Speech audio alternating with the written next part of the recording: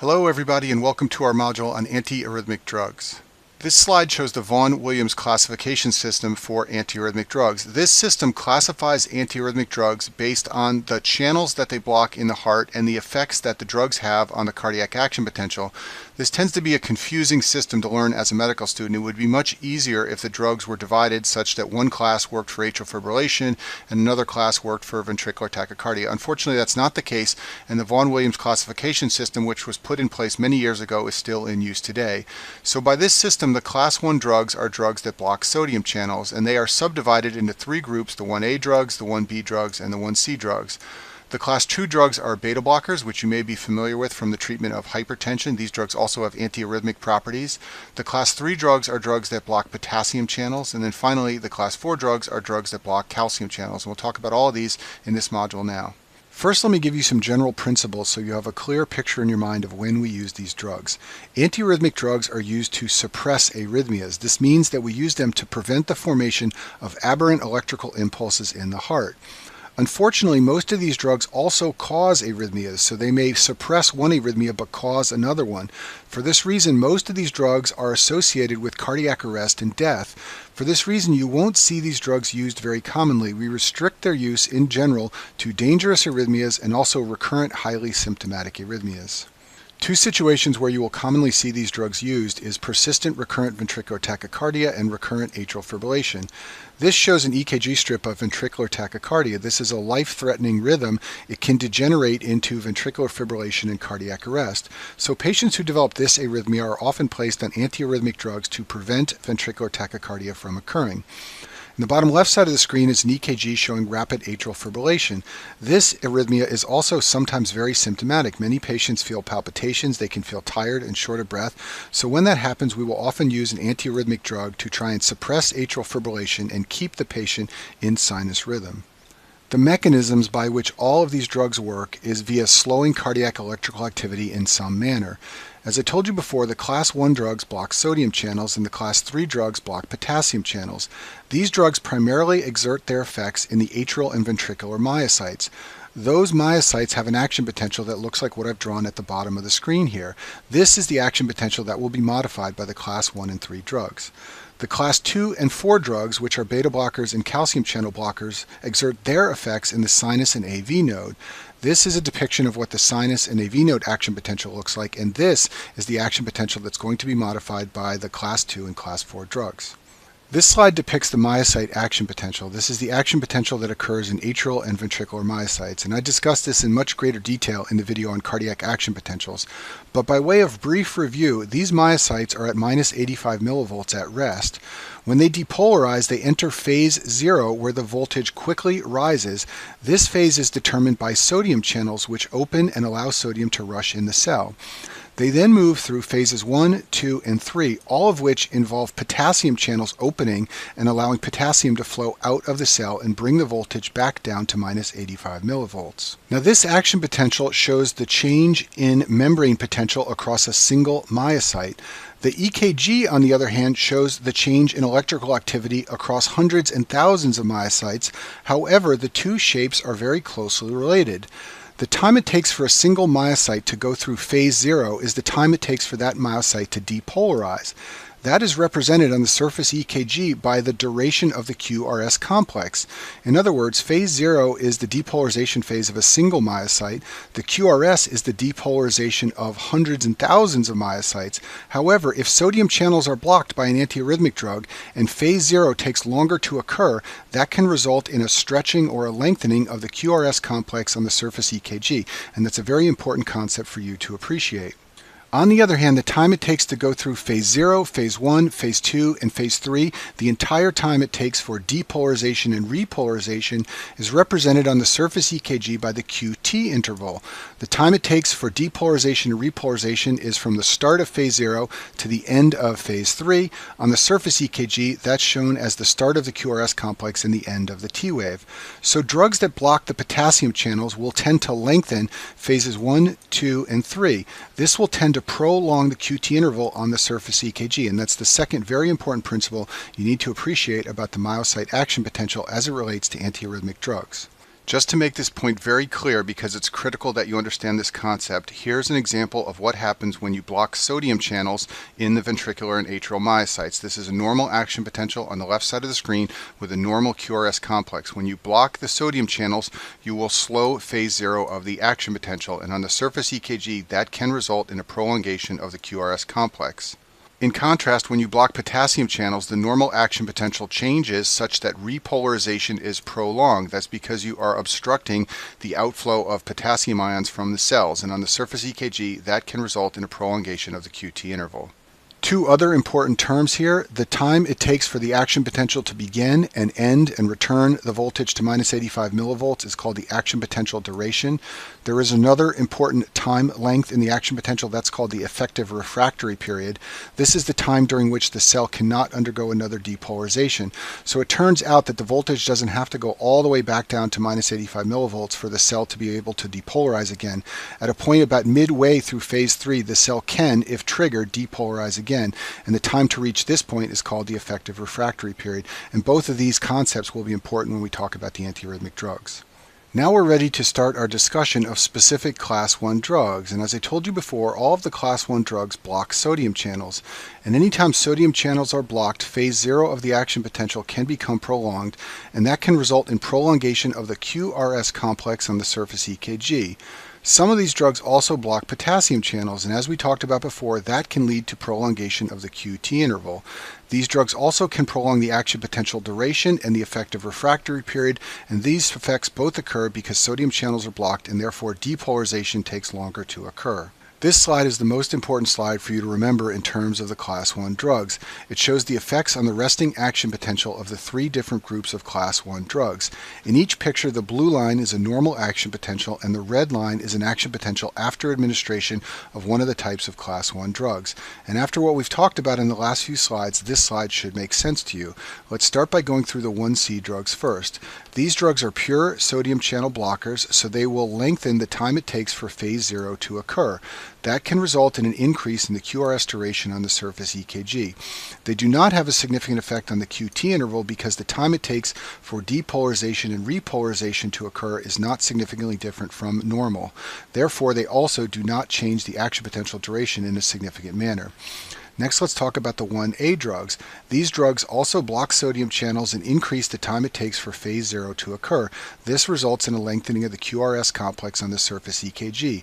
These drugs also have some potassium channel blocking effects, therefore they stretch out the action potential, and that will increase the QT length on the surface EKG. These drugs also therefore increase the action potential duration and the effective refractory period. The 1B drugs are somewhat unusual. We'll talk about them in a few slides. They slightly shrink the action potential duration and the effective refractory period. This can result in a slight shrinking of the QT interval, and they have no significant effect on the QRS complex in the resting action potential. Now let's talk about each of the groups of class 1 drugs in more detail. We'll begin with the class 1A drugs. There are 2 important drugs in this class, quinidine and procainamide, and remember that this is the depiction of their effects on the action potential. So these drugs can prolong the QRS complex on the surface EKG, and that's because they block sodium channels and they cause phase 0 of the action potential to take longer to occur. They also have some potassium channel blocking effect. This means that the action potential duration will increase, and this means that they can also prolong the QT by blocking the outflow of potassium from myocytes. Quinidine is an oral drug. It used to be used a lot years ago. It's not used very much anymore. It can decrease the recurrence rate of atrial fibrillation. It's been associated with increased mortality, and we now have better drugs than quinidine, so it's not used much in the modern era. Procainamide used to be available as an oral drug, but now it's only used as an intravenous drug. Its main use is that it slows conduction in accessory pathways in patients with the Wolff-Parkinson-White syndrome, so it can be used in arrhythmias associated with bypass tracts and the WPW syndrome. Procainamide can cause an unusual side effect. It's associated with drug-induced lupus. This really doesn't happen in the modern era. We only give procainamide intravenously for a short period of time, but decades ago procainamide was given orally for long periods of time, and some patients would develop drug-induced lupus. This syndrome is also associated with some other drugs like isoniazid or INH, which is a tuberculosis drug, and hydralazine, which is a rarely used antihypertensive. Patients who develop drug-induced lupus often develop a rash and arthritis and anemia. This is all similar to traditional lupus. Their ANA or anti-nuclear antibody test can be positive just like in traditional lupus, but a unique feature of drug-induced lupus is the presence of antihistone antibodies. These antibodies are rarely seen in traditional lupus. They're much more commonly associated with drug-induced lupus, and this syndrome resolves when you stop the drug. The important class 1B drugs are lidocaine and mixilotine. This shows what they do to the action potential duration. They have little to no effect on the QRS complex at normal heart rates. That's because they don't affect phase 0 very much. Most of their effects are exerted at fast heart rates. We'll talk more about that in a minute. They can slightly decrease the QT interval, although this effect is minimal. And these drugs are famous for having the least effect on the action potential of all of the class 1 drugs. Most of the binding of the 1B drugs occurs when myocytes are in the depolarized state. If you look at the action potential at the bottom of the screen, this is the depolarized state when the membrane potential has become positive, and this is where the class 1B drugs like to bind. When there is ischemia, more myocytes are found in the depolarized state. The myocytes become damaged and they can't maintain their negative membrane potential, so they become depolarized, and that's where the 1B drugs are effective. This makes them very useful drugs in ischemic arrhythmias when there's lots of ischemic tissue present. Another feature of these drugs is that they rapidly unbind when myocytes exit the depolarized state. This means that these drugs have less effect at slow heart rates. There will be little drug bound by the time the next heartbeat comes along.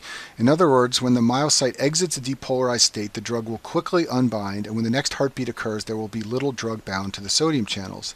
These drugs are more effective when the heart rate is faster. This is because there is less time for the drug to unbind before the sodium channel opens again.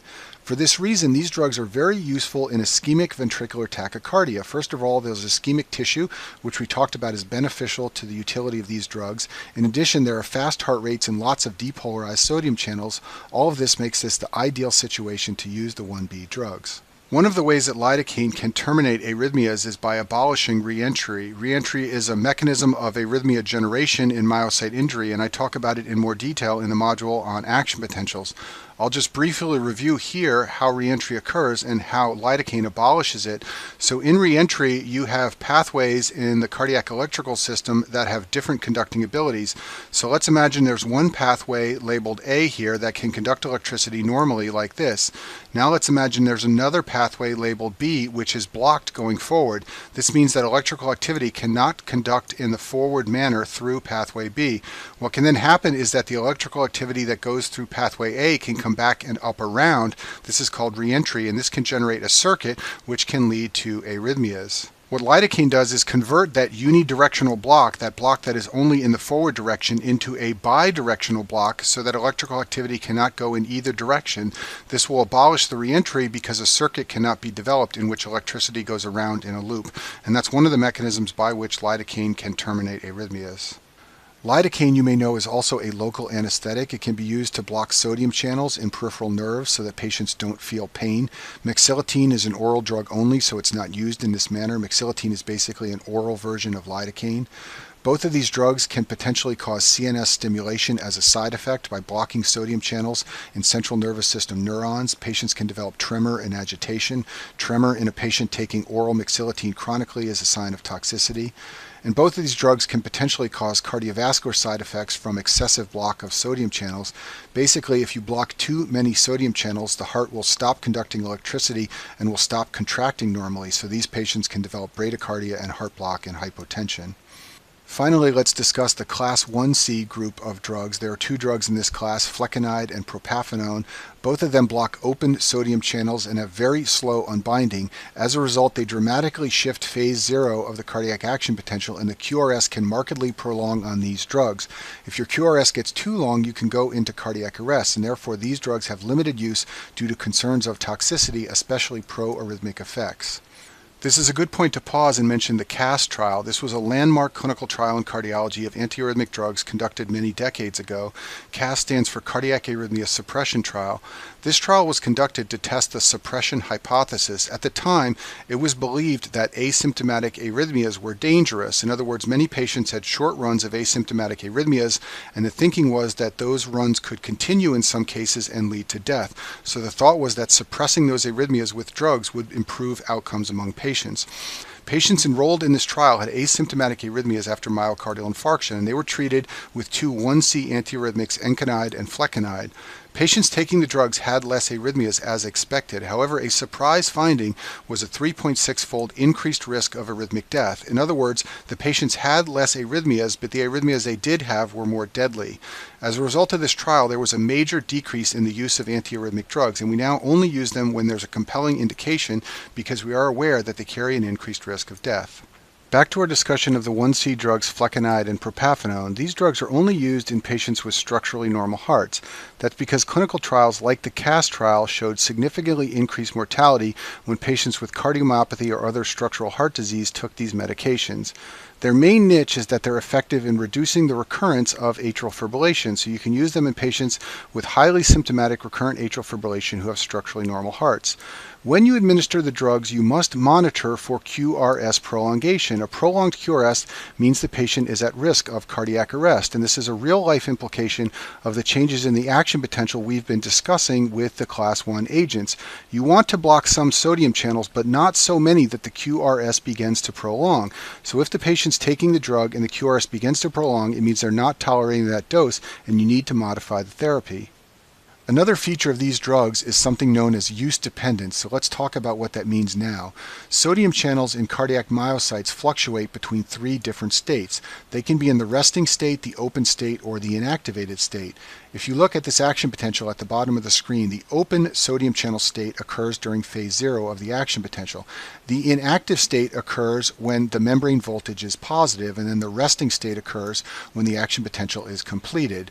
Antiarrhythmics can bind more in certain states, and the Class 1 drugs bind best in the open or inactivated states. In other words, states where the sodium channel is in use. Therefore, these drugs are said to exhibit use dependence. Drugs that exhibit use dependence have more effect at faster heart rates. To understand this, let's look at the two EKG strips shown on the screen. The top EKG strip shows a patient who has bradycardia. The times where the sodium channel is in use are highlighted in blue. This is when the sodium channel is open or inactive and myocytes are depolarizing or in the inactivated state. The times where there's no blue shown, the sodium channel is in the resting state. And you can see that if a patient is bradycardic, there's some blue, but there's also lots of periods where there is no blue present. The bottom of the screen is a patient who is tachycardic. You can now see that the sodium channels are spending most of their time in the open or inactivated state. This means that drugs which exhibit use dependence will have more effect in the tachycardic state when the sodium channels spend more time in the open or inactivated state.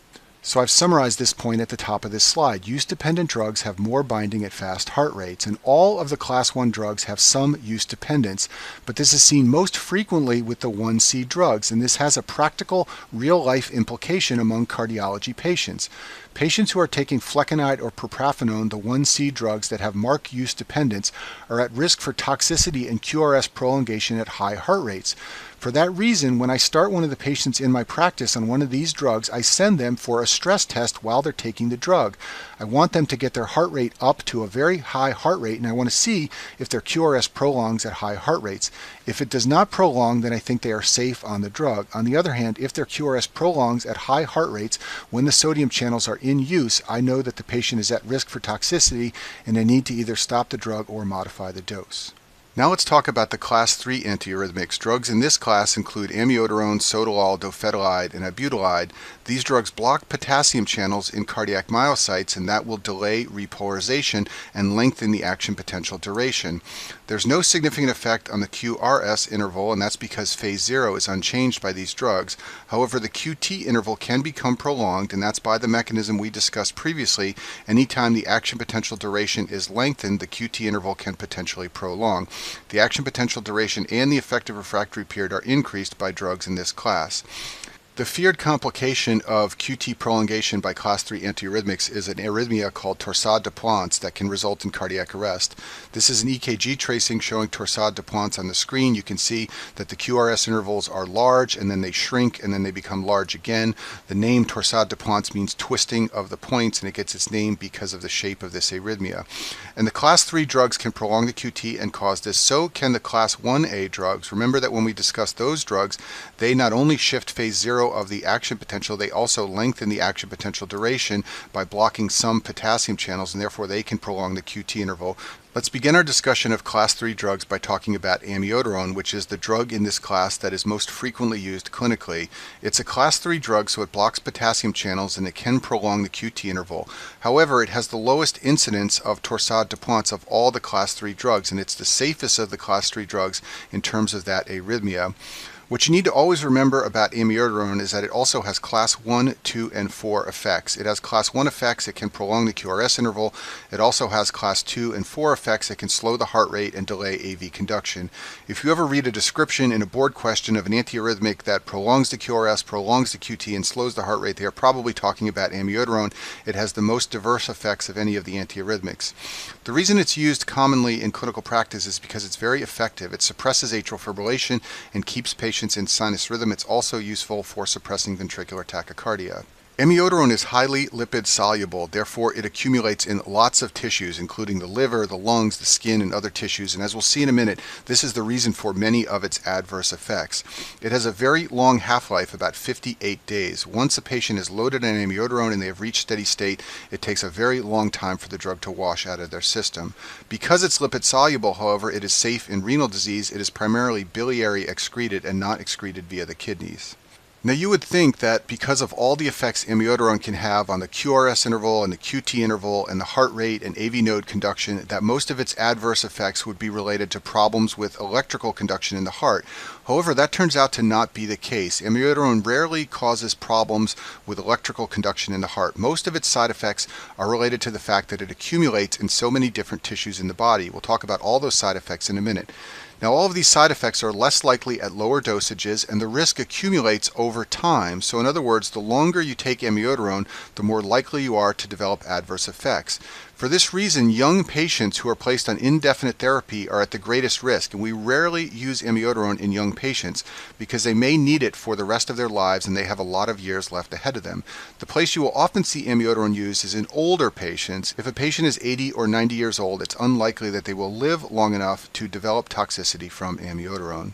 So now let's talk about all those diverse side effects of amiodarone. Amiodarone contains iodine. This is amiodarone's molecular structure shown on the screen. You can see that it contains iodine atoms as part of the molecule. If you ever forget this, the reason the word IOD is in amiodarone is because it contains iodine. And you may know that iodine is very important for synthesis of thyroid hormone, so amiodarone can cause both hyper and hypothyroidism. And I talk about the mechanism of these two adverse effects of amiodarone in detail in the thyroid modules in the endocrinology section. Amiodarone can also accumulate in the liver, and therefore it can cause increased LFTs. This is usually asymptomatic and mild. However, the drug is stopped if the elevation is marked. Amiodarone can also accumulate in the skin, and this results in skin sensitivity to sun. Patients on amiodarone easily sunburn. We say that they are photosensitive, and I've shown you a picture of a sunburned man here to help remind you of this adverse effect. Now, although photosensitivity is the most common skin effect of amiodarone, a less common effect is a blue-gray discoloration of the skin that sometimes occurs, especially if patients take high dosages of amiodarone. This is sometimes called the blue man syndrome, and it's most prominent in the face. You can Google the blue man syndrome in amiodarone, and you'll find lots of examples of this. In addition, some patients on amiodarone develop corneal deposits. This is because amiodarone is secreted by the lacrimal glands, and it accumulates on the corneal surface.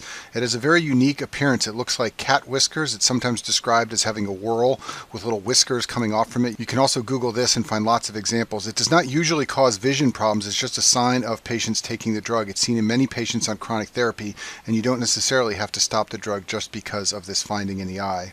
The feared complication of amiodarone comes from its accumulation in lung tissue. Amiodarone can cause pulmonary fibrosis. This is the most common cause of death from amiodarone. If you do a biopsy of lung tissue on patients who have amiodarone lung toxicity, you will see foamy macrophages in the air spaces. Those macrophages are filled with amiodarone and phospholipids. Remember, amiodarone is lipid soluble, so it's often found in association with phospholipids. On chest x-ray, you see a honeycombing pattern, as I've shown you in this x-ray on the screen here. So now that you understand the adverse effects of amiodarone, you can understand the diagnostic testing that's often done when we start a patient on this drug. A chest x-ray and pulmonary function tests are often ordered to establish baseline lung function. Thyroid function tests and liver function tests are also ordered to establish a baseline that we can compare to after patients begin the drug. Now let's talk about some of the other class 3 antiarrhythmics. Sotalol and dofetilide are class 3 drugs. They block potassium channels. Both of these drugs can significantly prolong the QT interval, and they carry a significant risk of torsade de pointes. This has practical implications. When patients are being started on one of these drugs, we often admit them to the hospital so that their heart rhythm can be monitored on telemetry and the QT segment can be checked each day. After about 2 or 3 days on the drugs, if the QT segment is not prolonged and the heart monitoring shows no evidence of torsade de pointes, they can be discharged home. But the highest risk is in the first few days, and therefore that's when we usually monitor them in the hospital. Sotalol also has beta blocking properties. That's why it ends in alol, like other beta blockers. Both of these drugs can be used in patients with cardiomyopathy. That's their niche. When patients have especially atrial fibrillation and a depressed ejection fraction, these are the drugs that we usually go to. And both of these drugs carry a unique feature called reverse use dependence, which is the opposite of use dependence that we talked about before. Reverse use dependence has to do with the fact that potassium channels also fluctuate between 3 different states, just like sodium channels. The class 3 drugs, sotalol and dofetilide, bind best in the resting state. Therefore, these drugs exhibit what's known as reverse use dependence, meaning they exert their greatest effects when the channel is not in use. This means that these drugs have more effect in patients who are bradycardic. To understand this, let's once again look at our bradycardic rhythm at the top of the screen. I've highlighted in blue the portions of the EKG where the potassium channel is resting and not in use. And you can see that in the bradycardic patient, the potassium channel spends a significant amount of time in the resting state as opposed to the open and inactive state. When the patient becomes tachycardic, the amount of time the channel spends in the resting state becomes smaller. This means that patients on these drugs are at greater risk for toxicity when their heart rate gets very slow and they are bradycardic and the potassium channel spends more time in the resting state. So reverse use dependence means more binding at slow heart rates, and the practical implication of this is that bradycardia in patients on sotalol and dofetilide can be dangerous. The QT interval can prolong and there's an increased risk of torsade de pointes. Sotalol and dofetilide are commonly used in patients with atrial fibrillation. A typical case is a patient who has recurrent episodes of symptomatic atrial fibrillation when not taking one of these drugs. We will then start sotalol or dofetilide. We will then perform a procedure called a cardioversion, which I'll talk about in a minute, to restore sinus rhythm, and then sinus rhythm will persist on therapy instead of having the patient go back into AFib like they were doing before. And this is the way many other antiarrhythmics are also used for recurrent symptomatic atrial fibrillation. Drugs like amiodarone, propafenone, and flecainide are all also used in this manner. The last class 3 antiarrhythmic agent we'll discuss is ibutilide. This is an intravenous drug with a very short half-life of about 2 to 12 hours, and its main use is for something called chemical cardioversion. So let's talk about what that is now. Cardioversion is the termination of an arrhythmia. Sometimes this is done when patients are unstable. You may have seen this done in movies or on TV where a patient is unstable and the doctor places the pads on the chest and shocks the patient and they go back into sinus rhythm. In actual practice, this is more commonly done under much more stable settings, including when patients have atrial fibrillation or atrial flutter. With these arrhythmias, patients are usually not unstable, but they may be uncomfortable from the arrhythmia, and therefore we want to restore sinus rhythm to make them feel better. In these more stable situations, there are 2 options for cardioversion. The first is to perform what's known as an electrical cardioversion. This involves use of a defibrillator, and it also requires sedation. It's very uncomfortable when you deliver a shock to the patient's chest, so you need to sedate them and put them to sleep, and then you administer a shock to the chest. What this will do is depolarize all the conducting cells in the heart, and the first cells to wake up and begin repolarizing again are usually the cells of the sinus node. Thus, this will convert an arrhythmia like atrial fibrillation into sinus rhythm. Another option, an alternative to electrical cardioversion, is called chemical cardioversion, and this involves using ibutilide. Ibutilide will also convert atrial fibrillation and atrial flutter into sinus rhythm in many cases. The advantage is that no sedation is required because you're not administering a shock. However, the major downside is that ibutilide can cause torsade de pointes, just like all of the class 3 agents. For this reason, patients need to be monitored for several hours after the cardioversion with ibutilide because there's a risk of torsade. And because of the need to monitor patients for several hours, chemical cardioversion is done much less commonly than electrical cardioversion. After an electrical cardioversion, when the patient wakes up, they can go home safely.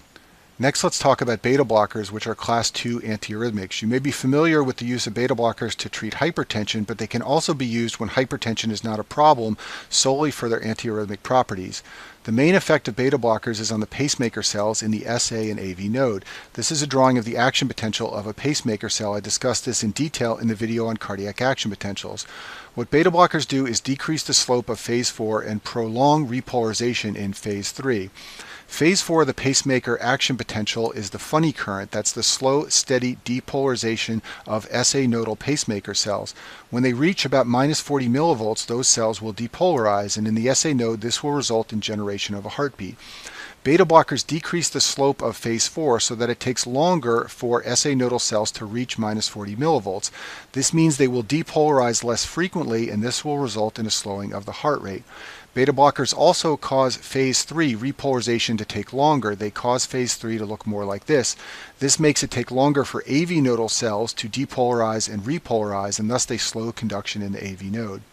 To make this more clear, here's a drawing of the pacemaker action potential. The blue line is a normal action potential. The red line is an action potential after administration of a beta blocker. You can see that phase 4 has a lower slope and is prolonged. This means it takes longer for SA nodal pacemaker cells to reach the depolarization threshold. Thus, they will depolarize less frequently, and there will be a slower heart rate on a beta blocker. In addition, repolarization in phase 3 is prolonged. This means that it will take longer for AV nodal cells to go through the entire process of depolarization and repolarization. This will result in a slowing of the conduction velocity through the AV node, and it can result in a prolongation of the PR interval. Class 4 antiarrhythmics are the calcium channel blockers. There are two calcium channel blockers that primarily exert their effects on the heart. Those are verapamil and diltiazem. They both block calcium channels in the SA node and AV node. Recall that calcium channels are important for phase 0 of the pacemaker action potential. So when you block those channels, you can slow the heart rate and slow AV conduction. Once again, anything that makes this whole process of pacemaker cell depolarization and repolarization take longer will result in decreased firing of the SA node and decreased conduction through the AV node. So here's a picture of the effects of calcium channel blockers on the pacemaker action potential. A normal action potential is shown in red. On a calcium blocker, phase 0 is more slow. There's a decreased slope and a slower rise. This drags out the entire process of depolarization and repolarization in the pacemaker cells of the SA node and the AV node. In the SA node, that will lead to a slower heart rate. In the AV node, that will lead to decreased conduction velocity and a longer PR interval on the EKG. In the video on AV block, I talk about type 1, type 2, and type 3 AV blocks, but I just want to mention here that beta blockers and calcium channel blockers slow conduction through the AV node. This means that they can potentially lead to a type 1 AV block where the PR interval is prolonged, as shown in this example on the screen. They can also potentially lead to Wenckebach or Mobitz type 1 block. That type of block is also caused by delay in the AV node, and if patients are on high dosages or overdosages of beta blockers or calcium channel blockers, they can begin to develop significant block in the AV node, and that can lead to Wenckebach. So you have a picture in your mind of how these drugs are used as antiarrhythmics. Let's just talk about some of the common situations where we use beta blockers and calcium channel blockers, and one of them is atrial fibrillation. These drugs will control the ventricular rate by slowing conduction through the AV node. The top strip on the screen shows atrial fibrillation with a rapid ventricular response. A patient who has this rhythm can feel very unwell. They can have palpitations, they can be tired, they can feel short of breath. After we administer beta blockers or calcium channel blockers, the patient will remain in atrial fibrillation, but the rate will be controlled and much slower, and oftentimes this is enough to make patients feel better. This is a use of beta blockers and calcium channel blockers that is solely antiarrhythmic. We are not using this for blood pressure or any other indication. We're simply using the drugs because they slow conduction through the AV node. Another place where you will commonly see beta blockers used for their antiarrhythmic properties is in prevention of sudden cardiac death. There is an increased risk of sudden cardiac death among patients with systolic heart failure and a reduced ejection fraction. Patients with that condition commonly develop ventricular tachycardia or ventricular fibrillation, which can lead to sudden death. There are lower rates of sudden death among patients with systolic heart failure who take beta blockers. Numerous clinical trials have shown improved mortality on these drugs, and for this reason beta blockers are commonly administered for their antiarrhythmic properties in patients who have systolic heart failure. I should note that this is an unusual benefit of an antiarrhythmic drugs. Most of the antiarrhythmics we've discussed in this module worsen mortality. Beta blockers are relatively unusual in that they result in improved mortality when used in appropriate patients. Now you also may be wondering how the effects of beta blockers on the pacemaker cells of the SA and AV node lead to reduced rates of ventricular tachycardia and ventricular fibrillation. And the answer is that these benefits probably don't have much to do with the effects of beta blockers on pacemaker cells. Beta blockers also have effects on ventricular myocytes, and those are the effects that likely lead to reduced sudden cardiac death. For the rest of this module, I'm going to talk about antiarrhythmic drugs which are not part of the Vaughan-Williams classification scheme, meaning they are not class 1, 2, 3, or 4 antiarrhythmics, yet they are still used for their antiarrhythmic properties. And the first one I'll talk about is adenosine. And you may know that adenosine is a nucleoside base. It's used to make adenosine triphosphate, or ATP. This is the chemical structure of ATP shown at the bottom right side of the screen. This portion of the molecule is adenosine. And you can administer this as a drug because we have adenosine receptors in our body in many locations. They're called purinogenic receptors, and that's because adenosine's chemical structure is that of a purine. And they're found in two important places in terms of their clinical effects. That's in the AV nodal tissue and also in vascular smooth muscle. In AV nodal cells, adenosine activates potassium channels. This will drive potassium out of cells and hyperpolarize the cells so that they take longer to depolarize. Adenosine's also been shown to block the calcium influx into pacemaker cells of the AV node. By both of these mechanisms, adenosine will result in a slowing of conduction through the AV node, and that's the mechanism of its utility as an antiarrhythmic drug. You can utilize these effects of adenosine in treating certain kinds of tachycardias. Adenosine has a short half-life, so it's given as IV therapy for the acute management of supraventricular tachycardias. Supraventricular tachycardias are tachycardias that have a narrow complex. I've shown an example of one on the screen. You can see that the heart rate is fast and that the QRS is narrow and normal. That's a supraventricular tachycardia. It's called supraventricular because it originates above the His bundle, and adenosine is useful in the acute management of these tachycardias because it slows AV node conduction. The reason adenosine is so useful in the acute management of supraventricular tachycardias is because the most common SVT is AV nodal reentrant tachycardia, or AVNRT, and I have a separate video where I talk about how AVNRT forms. But for our purposes here, I'll just mention that in AVNRT there are two pathways in the AV node. One is slow and one is fast. This results in generation of an electrical circuit inside the AV node, which sends rapid signals down to the ventricle and causes the arrhythmia. Adenosine is useful in AVNRT because it slows conduction in the AV node and breaks that circuit, thus the arrhythmia will terminate. So if you have a patient with an SVT as shown on the left side of the screen and you administer adenosine, if the SVT is caused by AVNRT, which remember is the most common cause, then the arrhythmia will terminate and sinus rhythm will be restored. And for this reason, adenosine is often administered intravenously in the emergency room to patients who present with an SVT like I've shown on the screen here. The effects of adenosine can be blocked by theophylline, which is a COPD medication, and caffeine. Both of these substances block the adenosine receptors, and they do that because they have a similar chemical structure to adenosine. This is the structure of adenosine. The base in adenosine is adenine, which is called a purine. Caffeine and theophylline also have two rings, much like adenine. They are a chemical structure called methylxanthines, and because they are similar to the structure of adenosine, they block the adenosine receptors. When you administer adenosine to break an SVT, you need to remember that there are adenosine receptors outside the AV node. As I told you before, adenosine receptors are also found in vascular smooth muscle. For this reason, adenosine acts as a vasodilator. It will cause skin flushing and hypotension. I've shown you a picture of a man with a red face here to remind you of the facial flushing that can occur when you administer adenosine. Some patients also develop dyspnea and chest pain. These effects quickly resolve, but you have to warn patients before you administer adenosine for an SVT that they may feel very uncomfortable for a few minutes after receiving the drug. Magnesium is used as an antiarrhythmic in one clinical situation. That's the acute management of torsade de Pointes. It's believed to be helpful in this arrhythmia because it blocks the influx of calcium into cells. Recall that calcium influx is important in phase 2 of the ventricular action potential. It's thought that calcium influx contributes to torsade by causing what's known as early after depolarizations. These are depolarizations of the ventricular myocyte that occur during phase 3, where the cell suddenly depolarizes again and again and again. It's thought that calcium influx contributes to these, and magnesium will block that calcium influx, and this can improve torsade de Pointes. Atropine can be used as an antiarrhythmic because of its properties as a muscarinic receptor antagonist. Thus, it will block the activity of the parasympathetic nervous system, and it will increase the heart rate and increase AV nodal conduction. This can be useful in patients who have bradycardia for any reason because it will increase the heart rate. It also speeds conduction through the AV node, and this makes it particularly useful in patients who have bradycardia from some form of AV block.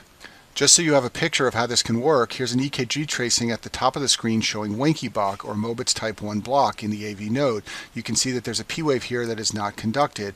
After atropine is administered, you will get something like the EKG tracing at the bottom of the screen. Now all of the P waves are conducted because conduction has sped up through the AV node. In addition, the sinus rate is increased as well. Atropine has many side effects related to muscarinic block. I talk about these in detail in the neurology videos on the autonomic nervous system, but some of the important ones are that patients can develop a dry mouth. They can also develop constipation. Urinary retention is a major problem, especially in men who may have benign prostatic hypertrophy and have difficulty urinating at baseline. The atropine can make that much worse. And then finally, in the elderly, this can lead to confusion. The last antiarrhythmic drug I'll talk about in this module is digoxin. In the video on acute heart failure, I talked about using digoxin in the management of systolic heart failure because it increases contractility, and that is one of its two cardiac effects. It can increase contractility, and this is helpful when patients have a reduced ejection fraction. It also, however, has a separate effect that is useful as an antiarrhythmic, and that is that it slows AV node conduction, and for this reason it can be used in atrial fibrillation to slow the ventricular rate similar to beta blockers and calcium channel blockers. So let's review both of these mechanisms right now. The mechanism by which digoxin increases contractility is via inhibition of the sodium-potassium ATPase, which is found in cardiac myocytes. This pump in cardiac myocytes brings potassium into the cell in exchange for sodium. The pump requires ATP, and therefore it is called a sodium-potassium ATPase pump. Digoxin inhibits the activity of this pump, and by doing so, sodium will be trapped inside of the cell. There are other pumps in the membranes of cardiac myocytes that extrude calcium in exchange for sodium. In other words, they bring sodium into the cell and send calcium out of the cell. These pumps will become less active when there is sodium trapped inside of the cell because of inhibition due to digoxin. Thus, there will be less sodium exchanged for calcium via pump number 2, shown in this diagram on the screen. The result is that more calcium is left inside of the myocytes, and that is what leads to increased contractility. Digoxin also has a separate effect that makes it useful as an antiarrhythmic. It slows conduction through the AV node. It does this by increasing the tone in the vagus nerve of the parasympathetic nervous system. This is a separate effect from blockade of the sodium-potassium ATPase. Because of this effect, it can be used as an antiarrhythmic to slow the heart rate in patients who have rapid atrial fibrillation. Atrial fibrillation will continue, but fewer impulses will reach the ventricle. This will result in a slower heart rate, and often patients feel better. This is the same effect we talked about before for beta blockers and calcium channel blockers in the AV node. The problem with using digoxin, either for its contractility properties or as an antiarrhythmic, is that it carries a significant risk of toxicity. It's renally cleared, and many patients who require digoxin have chronic kidney disease, and they have a higher risk of toxicity.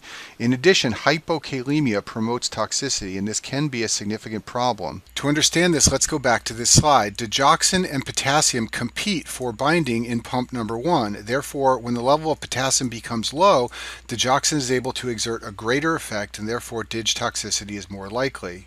This can be a major problem because hypokalemia is caused by many diuretics, especially loop diuretics. Recall that one of the major side effects of the loop diuretics is hypokalemia, and many patients taking digoxin also require loop diuretics. So for example, a patient on digoxin who has an increased or new dose of furosemide administered can develop toxicity because the furosemide led to hypokalemia.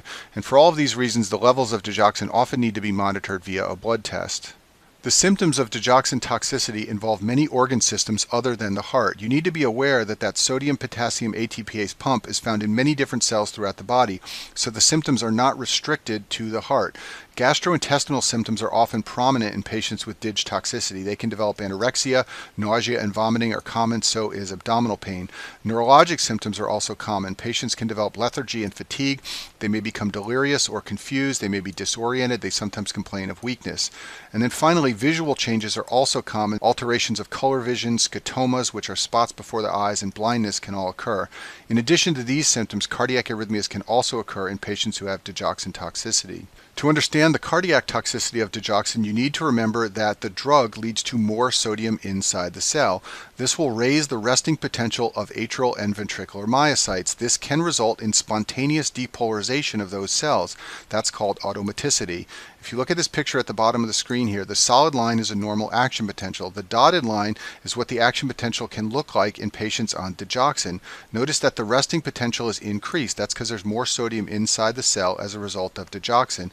In addition, addition, notice that phase 4 is no longer completely flat. It drifts upwards. For both of these reasons, atrial and ventricular myocytes can spontaneously depolarize when patients have DIG toxicity. So if you understand that, it's very easy to understand the DIG toxic heart rhythms that can be seen. Many extra beats are seen because of spontaneous depolarization. These can be atrial beats, junctional beats, or ventricular beats, but all of these are the result of more sodium inside the cell and spontaneous depolarization. In addition, patients who have DIG toxicity often have evidence of AV nodal block. They may have a first-degree AV block or even more severe forms of AV nodal block. These are commonly seen in patients who have digoxin toxicity. I want to go back to this slide and make one other point. I told you before that hypokalemia can precipitate digoxin toxicity, but you should also be aware that in the setting of digoxin toxicity, hyperkalemia is often seen. Digoxin can poison pump number 1, shown in this picture, to such a degree that the level of potassium in the serum begins to rise because cells are not taking up potassium because their sodium-potassium ATPase pumps have been diffusely inhibited by the high level of digoxin, and therefore hyperkalemia is commonly seen in cases of digoxin overdose. The treatment for digoxin toxicity is Digibind. It's the antigen-binding fragment, or the FAB fragment, of an anti-digoxin antibody. It's produced in animals, usually in sheep. The way it's produced is digoxin is bound to albumin, and when it is bound to albumin, it becomes immunogenic. That's called becoming a hapten. This leads to the production of antibodies, and then the antibodies are converted into the FAB fragments, which are used in the Digibind medication. This will correct the hyperkalemia. It will also correct the symptoms of DIG toxicity. Now, before Digibind was available in the late 1970s, there were many other treatments used for DIG toxicity. You will still see some of these in older textbooks. These include certain antiarrhythmic drugs and other therapies. None of these are used in the modern era. We now just administer Digibind, and like I said before, it corrects the hyperkalemia and all the symptoms of DIG toxicity. And that concludes our module on antiarrhythmics.